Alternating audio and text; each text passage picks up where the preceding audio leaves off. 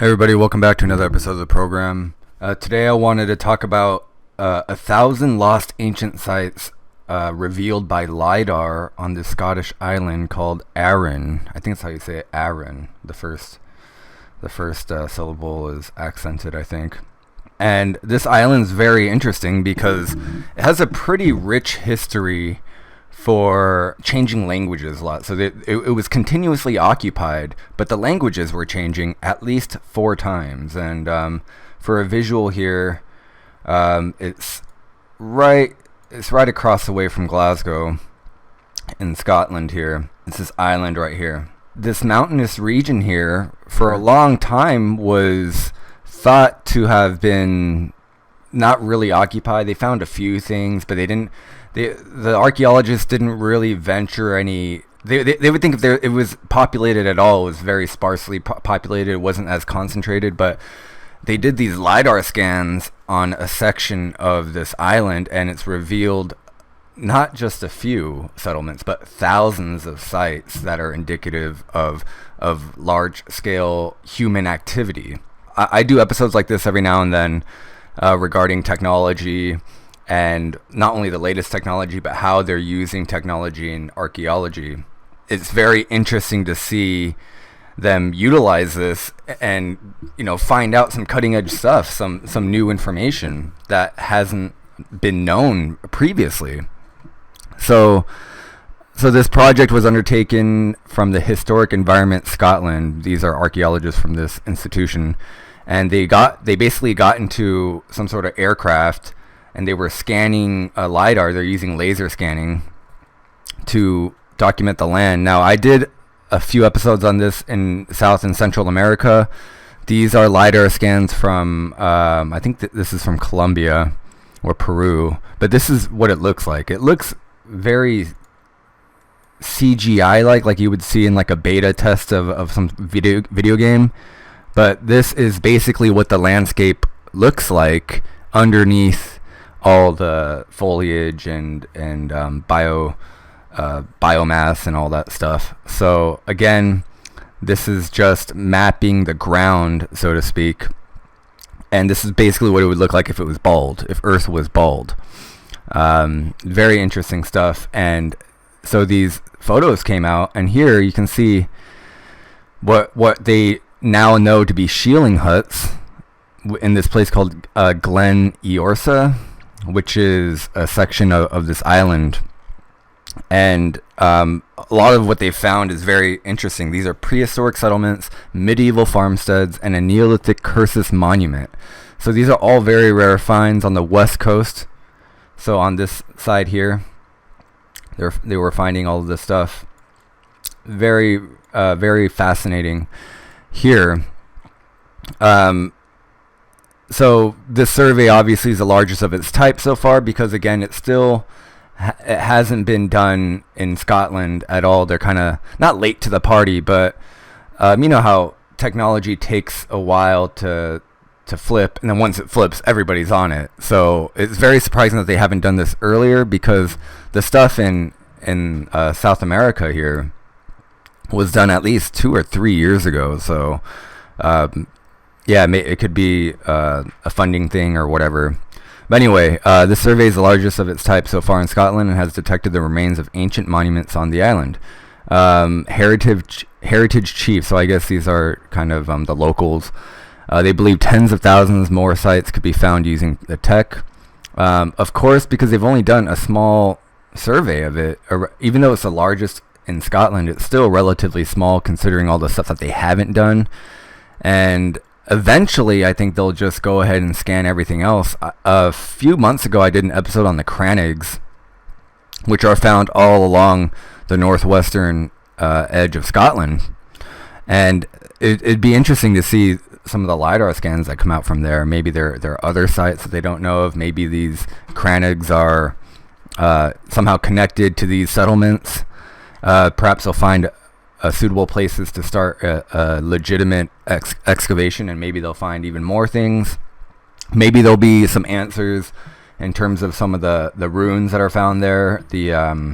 I don't recall the name right now, but this symbology that they have there. I did an episode on that maybe a year ago. You guys can just go through my playlist and see. This other guy, the Rapid Archaeological Mapping Manager at the same institution, he says the survey has shown us that there are double the number of ancient monuments on Arran than we previously knew about. So again, there are a lot of assumptions made in archaeology, and it gets criticized for that, and rightfully so. But you have to understand from what they're given, that's kind of how you advance things, is to have these generalizations. The problem comes when you're married to those assumptions. And it's great that they whoever the powers that be green-lighted this in archaeology and found out that there's way more than they thought. So this means a lot of things. And here's a medieval roundhouse here that they found. That means a lot of things. One, that there are a lot more people living and thriving back then than they originally thought. Populations were way more, maybe twice, maybe 3 times as more as they estimated before. And that just means a whole lot of other things. It kind of puts our civilization in perspective. We're not that, even though we are head and shoulders above, from as far as we know, everyone before us in terms of, I guess, technology and, I guess, average education, and that even that could be debated because we don't really know what the ancients knew. They were at least on par with us in terms of sustaining a large population, if you want to give them that much credit. Because, again, they're finding a lot of people were living concurrently together at one point, and the same thing goes in a different continent.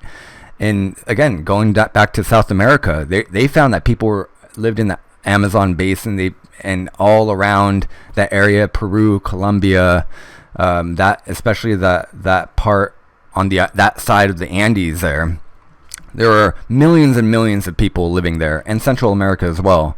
So again, we're kind of shattering this view that people were just sparsely peppered all along these continents and constantly living this nomadic life, when really there were people who were settling as well and were having large families and for generations.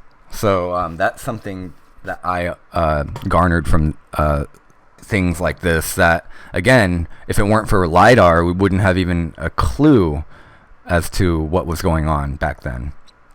This new 3D technology has allowed us to undertake a rapid archaeological survey over weeks rather than months or years. So again, all this information can happen within a year or two if we have a dedicated group like the HES. All they need is the funding. Because I imagine, I don't know exactly how much it costs, but it must be so expensive to rent one of those things and scan an entire island. So the only thing that slows it down at this point isn't a physical thing anymore. It's a economical thing. It's a monetary thing that's slowing everything down. In terms of utilizing this 3D tech.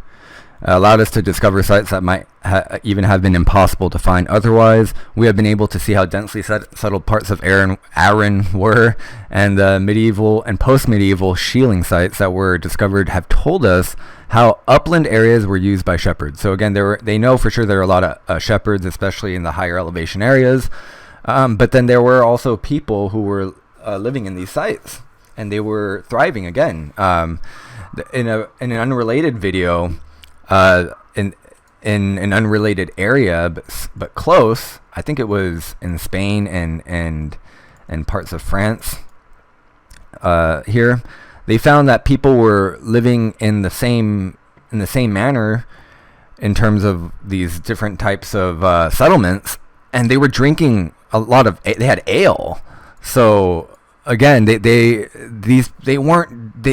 clues you into their way of life, and that they were living this way for a while until things kind of changed. I guess it hasn't changed so much because there are still people who are extant and live life of a shepherd and drink ale and all that stuff and have these communities in the mountains. But we didn't know that they were doing that at the time here. We thought it was just sparsely populated again. So the development of remote sensing and archaeological mapping is the future. The benefits are pretty clear. The new technology and the new data sets that have come out is going to inform so much knowledge of the past that we're probably going to have to rewrite large parts of the history here. Not probably, we are. It's only a matter of time before this gets published into a proper article, and the news spreads, and just like with anything else.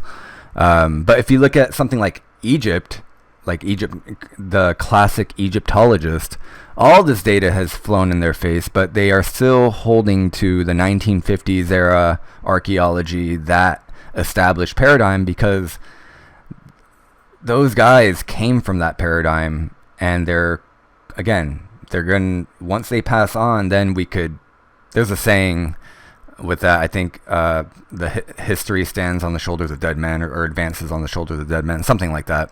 I've totally butchered it, but you guys get my point. It's going to take until that entire generation dies off and their disciples aren't taken as seriously anymore, and then we can start focusing on the information. LiDAR allows that process to go by faster, I think, well, in a way, because more information just comes faster. So there's a point where you can't deny the information anymore. Anyway, that was kind of an aside there. So we are enriching the information through which we tell Scotland's story. And there's not a lot known about Scotland because, again, a lot of people have come through there. The Vikings came through there, and then like the Britons, they had all kinds of wars and conflicts between them. There's a lot of history there, and whenever you have a lot of conflict, a lot of the truth gets buried, because again, history is written by the victors. So Scotland's story is very interesting because a lot of it's coming to light now, and we're talking about their ancient story, thousands of years ago. This technology is becoming more and more widely available. There's going to be tens and thousands of more ancient sites across just the rest of Scotland, never mind the world. Think about a place like the Amazon again, and even in large parts of Africa, what they'll find there. This is a pace that is unimaginable. This is exponentially faster that will get to the truth, essentially, of what's out there.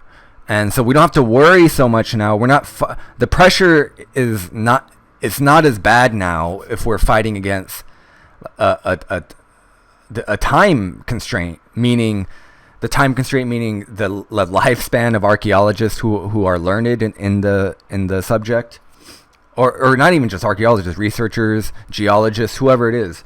And then also the climate, erosion. You're fighting against erosion, grave robbers, looters, black market guys. So there's a lot of there's this like element of getting this done quickly that kind of eases with this type of technology.